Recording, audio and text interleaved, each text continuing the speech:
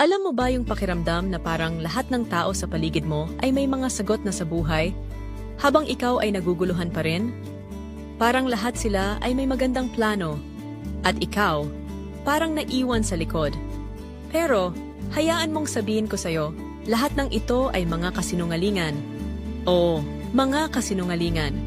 Ang mga nakikita mong larawan sa social media, mga glamorous na bakasyon, mga masayang pamilya, ay hindi ang buong kwento. Lahat tayo ay may mga laban na pinagdadaanan at hindi tayo nag-iisa sa ating mga pagsubok. Tulad ni Rachel Hollis na nagtatag ng lifestyle website na theshiksite.com. Sa kanyang mga kwento, ipinapakita niya na hindi mo kailangang magsettle sa isang buhay na hindi ka masaya. Hindi mo kailangang isipin na hindi ka sapat.